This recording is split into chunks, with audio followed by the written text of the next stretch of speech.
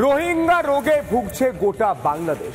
Myanmar থেকে যে রোহিঙ্গারা এসে বাংলাদেশে নানান রকম অপরাধের সঙ্গে যুক্ত থাকতো এবং ভারতের বিরুদ্ধে তাদের লেলিয়ে দেওয়া হতো, সেই রোহিঙ্গারা এখন কপালে ঘাম জমাচ্ছে মোহাম্মদ ইউনূসের।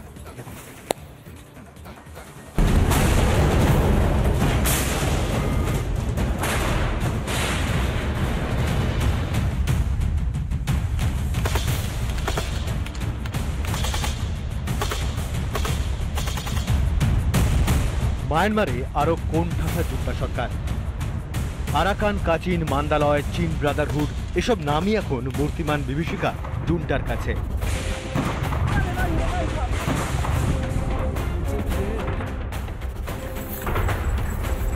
শুধু জুন্টা নয়, মায়ানমার বিদ্রোহীদের গর্জনে বিনিদ্র রাত কাটাচ্ছে মোহাম্মদ ইউনূসও।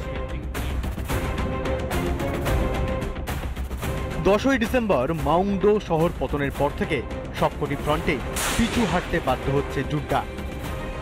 রাখাইন প্রদেশের 90% আগেই হাতছাড়া, এবার চীন প্রদেশও হারাতে বসেছে জুন্টা।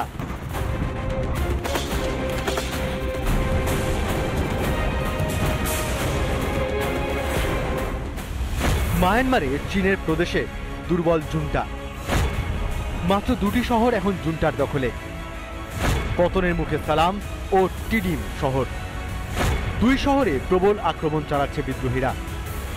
বড় শহর মেন্দাত ইতিমধ্যেই বিদ্রোহীদের কবজায়। হাতে হাত মিলিয়ে লড়ছে চীন বিদ্রোহী ও আরাকান আর্মি। জুন্টার অবস্থা এতটাই খারাপ, একটাও গুলি না চালিয়ে বাকি শহরগুলি দখল করে নেওয়ার হুঙ্কার ছাড়ছে বিদ্রোহীরা। জুন্টার অবস্থা যত খারাপ হচ্ছে, ততই বাড়ছে ইউনূসের রক্তচাপ। কারণ বিদ্রোহীদের হাতে নাস্তানাবুদ মায়ানমারের রোহিঙ্গা বাহিনীও।